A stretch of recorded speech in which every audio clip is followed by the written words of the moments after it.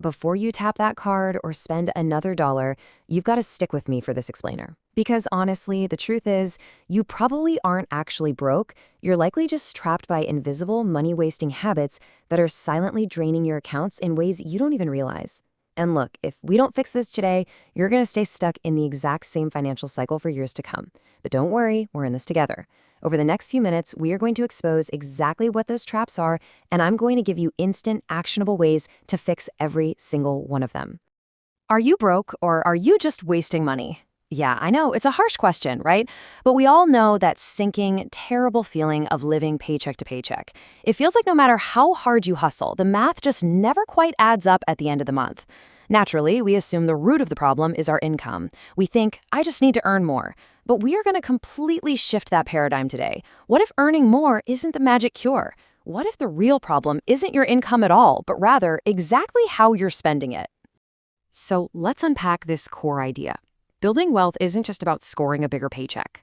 It's like this. Rich people don't just earn differently. They think differently about money. It's an entirely different mindset. Wealth is a spending strategy. It's all about optimizing what you already have in your hands. You literally have to stop viewing money as just something to be spent and start viewing it as a tool to be managed. Here is our roadmap for today's explainer. We're going to hit 1, the real money problem. 2, drains and impulse buys. 3, the lifestyle inflation trap. 4, the power of investing. 5, emotional spending triggers. And 6, fixing your financial future.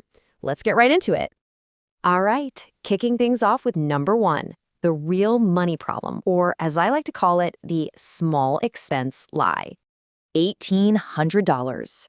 Let's talk about the biggest lie we all tell ourselves. Oh, come on, it's just a small expense. You know the drill. That daily coffee, the quick food delivery because you're too exhausted to cook, that random online purchase at 2 a.m. In the moment, a $5 expense feels totally harmless. But let's look at the micro math here. If you spend just $5 a day on a habit, that's basically $150 a month. And that snowballs into a jaw-dropping $1,800 a year. Imagine actually investing that $1,800 instead. That is exactly how the wealthy think. They never ignore small money because they know for a fact that small money inevitably becomes big money. So how do we plug this leak? Here is your first instant actionable fix. Step 1, you need to track literally every single dollar or rupee you spend. I mean, everything. Then, step 2, review it after 7 days. You are going to be absolutely floored. Actually, shocked is probably a better word when you see where your money actually went. And look, this isn't about punishing yourself. It's about shocking your system into awareness. You simply can't plug a leak if you don't even know where the water is pouring out. Moving right along to section 2, drains and impulse buys, aka the billion-dollar trap. Ever bought something and then 5 minutes later instantly regretted it? Yeah, me too. That's impulse buying. But listen, if you're feeling guilty about it, let me let you in on a little secret. The game is rigged against you. Companies are spending literally billions of dollars on marketing, highly targeted ads, and deep psychological triggers just to make you feel like you absolutely need their product right this exact second. They prey on our boredom, and man, they know we love a shiny discount. You are constantly fighting this massive systemic pressure that is perfectly designed to separate you from your wallet. To fight back against that multi-billion-dollar pressure, you need an ironclad law. Enter the 24-hour rule. Here's how it works. Before you buy anything non-essential, you've got to wait exactly 24 hours, no exceptions. Put the item in your digital cart and then just close the tab, walk away. If, after a full day, you genuinely still need it, then sure, go ahead and buy it.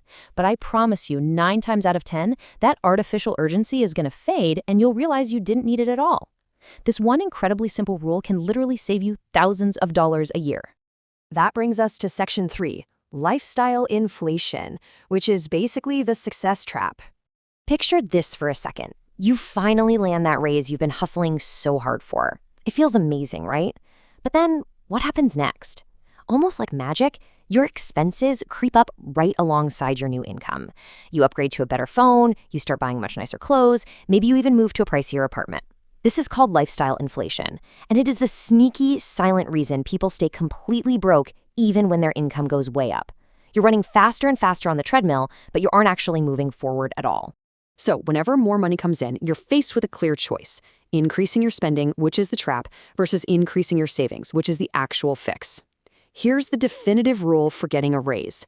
Every single time your income goes up, you must immediately increase your savings rate before you adjust your lifestyle. Secure the financial gain first.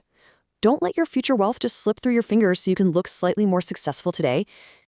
Let's pivot to Section 4, the power of investing to beat silent inflation. Look, saving money is great, absolutely crucial. But saving alone, it's never going to make you rich. Why? Because of this silent thief we call inflation. If your cash is just sitting there, chilling in a standard savings account, it is literally losing purchasing power every single year. The real game, the exact game the wealthy are playing, is investing. You have to put your money to work so it compounds over time, instead of letting inflation just eat it away.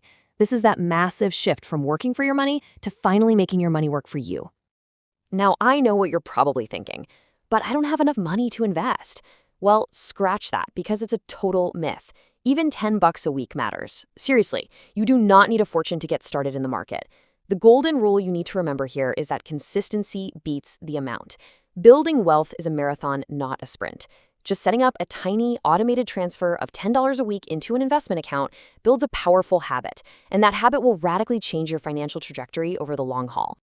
All right, let's dive into Section 5, emotional triggers and spending feelings. We've got to dig into the psychological root of all these bad financial habits.